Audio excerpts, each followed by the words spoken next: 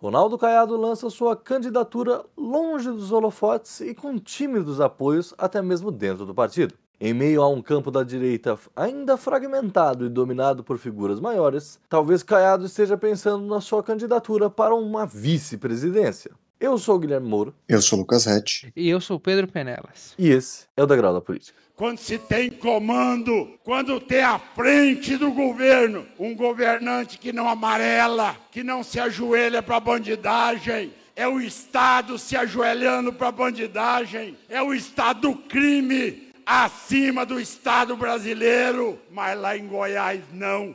Assuma o governo em 2027, Neto. Faça igual o Caiado fez, ou mude para outro lugar, porque se eu estiver no comando do país, vai mudar para outro país, porque no Brasil vai ter o Ronaldo Caiado para fazer o enfrentamento da criminalidade dessa nação.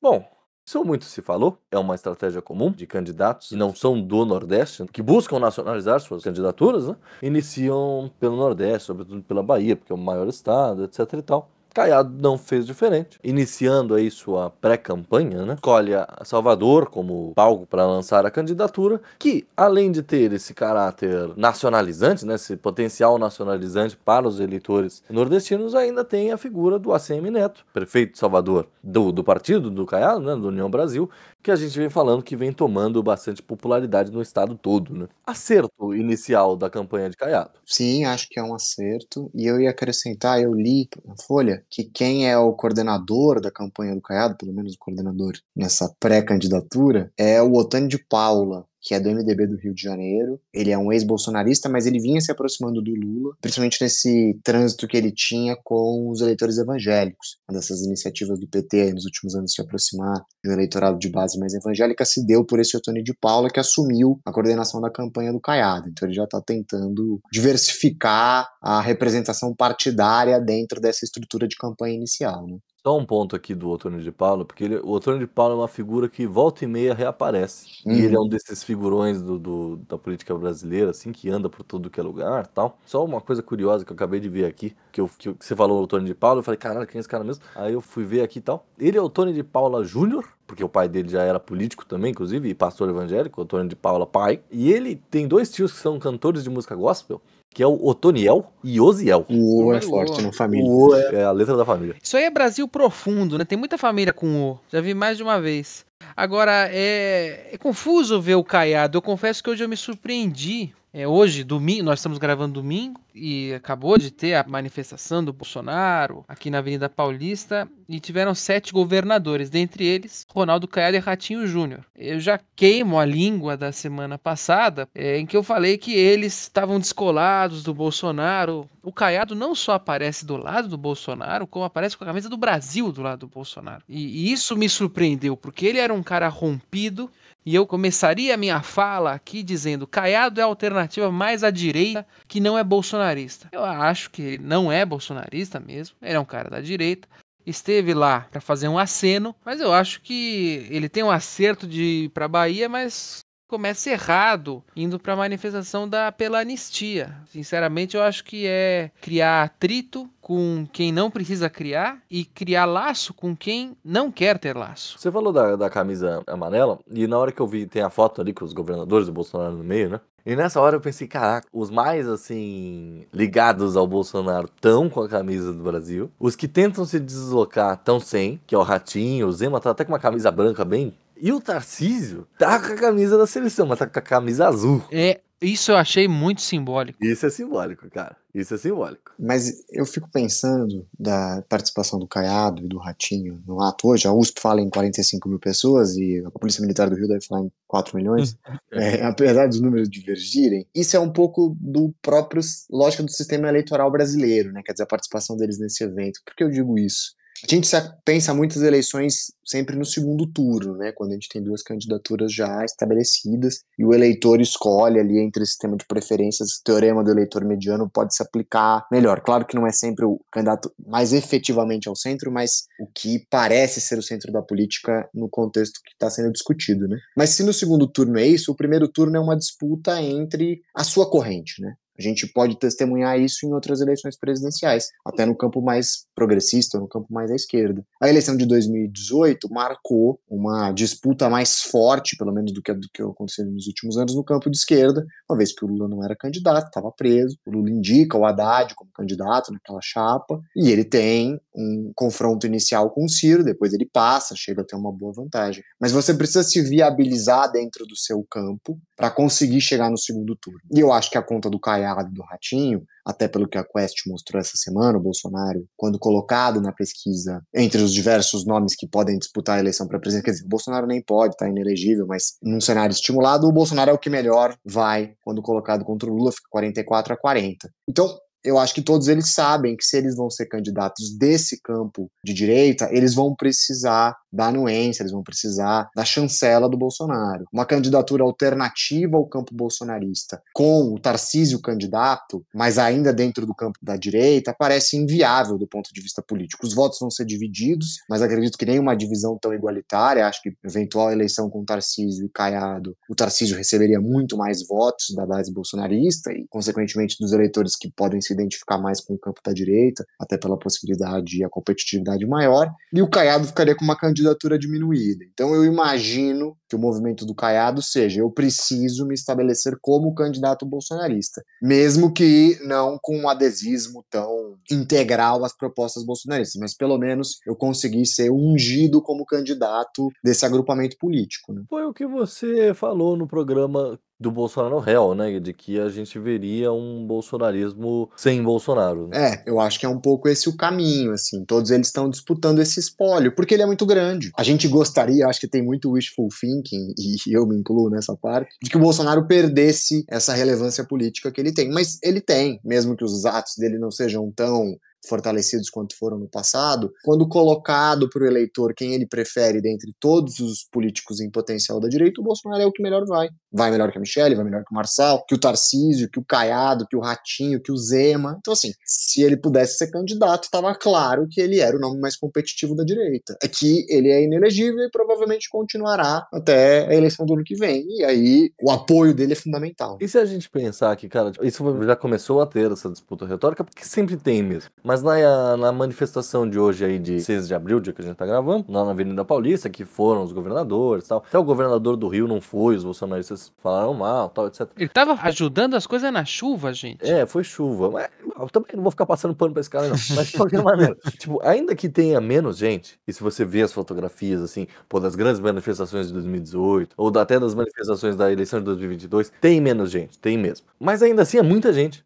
Ainda assim é uma manifestação pungente. Ainda assim é um sujeito que, claro, a manifestação é para pedido de anistia, certo? É das pessoas do 8 de janeiro, etc e tal. Mas é uma manifestação do Bolsonaro. Sim. E você ter ali tanta gente, seja 40 mil pessoas, seja 40 milhões de pessoas, e tantos governadores ativos e outras figuras importantes da sociedade brasileira, como Silas Malafaia, etc e tal, isso é a prova inegável do poder do Bolsonaro ainda. Ele ainda é esse cara, como você bem disse. Mesmo que tenha, não, mas o bolsonarismo mingou, tem pouca gente e tal. Tem pouca gente comparado ao 2022, é verdade. Mas ainda assim tem muita gente. Tava vendo aqui as publicações e o Instagram do Caiado, ele abraçou o bolsonarismo de um jeito que ele postou foto, ele abraçado com o Bolsonaro, a esposa abraçada com a Michelle Bolsonaro, ele colocou foto com o Bolsonaro antes de encontrar com ele na manifestação, ou seja, ele de novo vestiu a camisa. E acho que é isso, ele viu talvez esteja inviável lançar uma candidatura. Eu estava achando até 7 da noite que ele ia virar candidato, meio isolado, assim, ia ter um bolsonarista, ia ter ele, mas agora eu vejo ele dentro de uma chapa, porque ele abraçou de um jeito que talvez é isso que vocês estão falando, não viu alternativa vindo da parte dele de ser uma alternativa ao Bolsonaro. A gente falou do Zema alguns programas atrás e da possibilidade dele ser vice. A gente está tendo uma corrida para quem vai ser vice, já é essa disputa. E eu não descartaria o Caiado ser candidato, pelo menos pré-candidato, porque talvez a estratégia dele seja justamente vender mais cara a vice-presidência dele, no sentido de, eu já tô nas pesquisas, se ele melhorar o desempenho no início do ano que vem por tentar se nacionalizar, como ele vem tentando, isso pode sinalizar para o candidato efetivo do bolsonarismo que ele é um vice com mais atratividade eleitoral do que o próprio Zema, que, por outro lado, como a gente destacou no outro programa, tentou se aproximar do Tarcísio, que hoje a gente entende como o nome mais forte e provavelmente o mais provável candidato herdeiro do bolsonarismo sem Bolsonaro. Não me parece hoje, pelo menos hoje, isso, claro, a gente está a um ano da eleição, isso pode mudar a qualquer momento, temos que ver como é que vai se configurar as campanhas, tal, mas não me parece hoje que outro nome da direita, outro governador, ou alguém do legislativo, etc., ou algum desses famosos, tipo o Marçal ou o Gustavo Lima, consigam ter a mesma capilaridade política e eleitoral do Tarcísio. E, pô, os caras sabem disso. Se você força uma candidatura muito forte assim, você acaba ficando meio que nem o PDT, sabe? Tenta colocar o Ciro de novo, e aí fica desfavorecido no governo, mesmo estando no mesmo bloco, vai. Eu não acho que tenha nenhum nome da direita hoje que consiga passar o Tarcísio, por isso que as campanhas, bem como o Lucas disse, são, olha, para que eu consiga mais eleitores, eu consiga me projetar, mas já pensando que eu vou trocar esse apoio que eu tenho para fazer parte da chapa e não ser o cabeça da chapa. E como você mesmo já tinha dito em outro programa, Lucas, Caiado mesmo já disse, olha, eu daria minha campanha pelo Tarcísio. Eu acho que a candidatura dele talvez fosse disputar mais firmemente um espólio bolsonarista se o Tarcísio for candidato à reeleição para o governo do estado. Porque talvez ele entenda que o Ratinho Júnior, o Zema, podem perder essa disputa pela base bolsonarista para ele, Caiado, né? Mas acho que ele entende que o Tarcísio é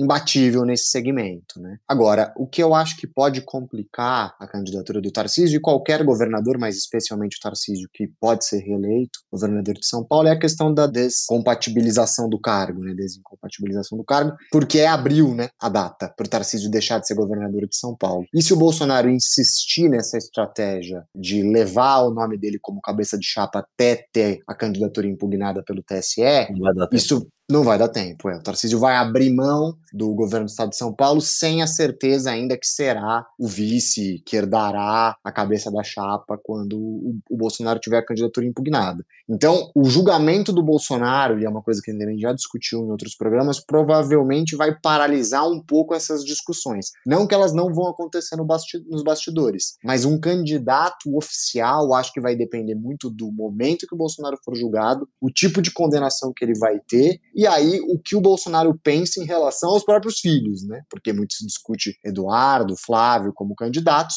os dois por estarem o Eduardo na Câmara, agora nos Estados Unidos, e o Flávio no Senado, não teriam essa mesma adversidade do Tarcísio, poderiam entrar na chapa como vices e herdarem essa liderança. A questão é que na Quest o Eduardo não aparece tão bem avaliado quanto o Bolsonaro desejaria, né? A mais provável nesse sentido seria a Michelle Bolsonaro, embora o Bolsonaro não queira, ela não tem um vínculo político eleitoral e acho que ela teria menos a perder nesse sentido, entre esses bolsonaristas. O Flávio pode abrir mão do Senado, né? Para Senado também. Não ser eleito presidente, se ele fosse e o Eduardo abrir mão da Câmara. Então, assim, até eles têm eleições legislativas, tem uma questão do cargo que eles podem disputar a reeleição, né? E o Flávio perderia foro privilegiado, né? Exato. Mas eu acho que não está na ambição dele ser candidato. Mas voltando a falar, eu já acabei de falar da Michelle e eu queria contar de uma coisa que eu vi aqui, que o Caiado postou muito a Michelle hoje, né? Postou muito vídeo da Michelle. Eita, Bolsonaro. O Valdemar Costa Neto falou que ia cuidar dela, não falou? Eu já ia, abre o olho aí. Mas ele posta ela falando, não teve golpe. E aí... meio que uma piada isso, né? Vamos combinar. Não teve golpe, meio vocês são burros, né? Se tivesse tido, o Bolsonaro não era réu, né? Assim, exato. Essa é a maior obviedade. Ela esqueceu da palavra tentativa. Né? Exato. Não, exato. tudo errado. Mas o Caiado, eu achei que ele tava numa direção, assim, né, de União Brasil, alternativa ao bolsonarismo, mesmo que seja para ficar igual 1989, porque em 89, ele era do Goiás Metafísico, mas ele não era o candidato do Goiás Metafísico, era o Collor. E eu acho que ele iria para 2026 nessa, assim, tudo bem, eu vou ser um Ciro da direita, né, o que a gente tava falando, vai virar um PDT. Não teve apoio do Goiás Metafísico na sexta-feira, Gustavo Lima e o Marçal não estiveram lá. Isso eu achei simbólico. Inclusive saiu depois uma notícia de que o Gustavo Lima abriu mão da sua suposta candidatura depois de um jantar com Bolsonaro e Tarcísio. Não Caiado. Olha só, então. Aí sobrou quem? Sobrou o Moro pra fazer um discurso que o Caiado, né? Esse vídeo é muito engraçado. O Moro discursando e o Caiado parecendo numa selfie ali, né? Dane-se o que o Moro tá falando. Não só o Caiado, pra todo mundo, né? Todo mundo. Exato, não, todo o palanque, até o próprio Tony de Paula devia estar E aí sobrou ele ir pra Paulista. E assim, vários perfis aí de políticos que rivalizaram com o bolsonarismo nos últimos anos saíram muito chamuscados, né? Muitos dos que foram eleitos naquela onda de 2018 e romperam em algum momento, saíram muito mais prejudicados. A gente falou do Dória eleito no Bolsodória e depois completamente isolado politicamente ali na eleição para 22, não conseguiu nem ser candidato à presidência, que era uma ambição que ele tinha. Então assim, a gente entende que o Bolsonaro ainda tem essa capacidade de transformar antigos aliados em adversários com muita dificuldade política, né? E o União Brasil, que é o partido do Caiado, tem uma outra questão que é, eles têm ministro do governo, né? Por exemplo, Juscelino Filho nas comunicações e o do turismo, Celso Sabino, provavelmente apoiam a reeleição do Lula, assim como o Davi Alcolumbre, né? Que não foi o evento. Então, a União Brasil ainda tem essa outra questão, que é, a gente vai manter uma neutralidade uma vez que a gente sabe que vai ter uma bancada numerosa. E se o Lula for reeleito, a gente já tem 2 ministros no governo? Ou a gente vai embarcar numa candidatura à direita, seja Caiado, seja Tarcísio? Porque essa conta tem que ser feita. A União Brasil está discutindo uma federação com o PP, né? Então, assim, um partido com essa expressividade no legislativo, tanto em Senado quanto Congresso, não precisa. Talvez precisar escolher um campo para conseguir colher dividendos numa eventual formação de governo. Eles vão ser escolhidos, né? Talvez esse jogar parado seja até mais interessante. Nós vamos ter ministros nos 2 governos. É que o Caiado, ele parece estar pensando mais nele, do futuro dele na política, porque ele já não pode mais se reeleger governador, do que uma grande artimanha do União Brasil. partido. É, Isso. concordo. E o partido, concordo. por sua vez, assim, dá um indulto pra ele, porque ele é um puta nome da política brasileira, etc e tal, e tá ali no partido desde sempre, né? Então não pode também abrir mão do cara, mas, como você disse, não pode abrir mão do governo, né? É, exato. O União Brasil tá sentindo a água, né? Se o Caiado aparecesse competitivo, ou vai pro segundo turno no Caiado, o União Brasil talvez embarcasse mais forte na campanha, imaginando que teria a possibilidade de ter um presidente eleito. Agora, se o Caiado não decolar, eles vão deixar o Caiado aí, e, claro, não vão se contrapor ao cara, ele é um quadro muito importante da política do partido, governador do seu estado, uma figura muito antiga dentro da política brasileira, muito respeitada, mas assim, se ele continuar com resultados inexpressivos em cenários onde ele enfrenta o Lula, o União Brasil também vai continuar na posição que ele está, que é vamos ver quem forma governo, independentemente de quem vencer, para ter governabilidade, vão precisar de nós. E o Bolsonaro, por sua vez, parece já tá meio desistindo, será, do seu veio mais eleitoral? Que nem hoje a gente falou já, o Eduardo Bolsonaro tá lá nos Estados Unidos e tal, e eles buscando o primo estrangeiro para ajudar, né, tal. E hoje o Bolsonaro fez um discurso teoricamente em inglês.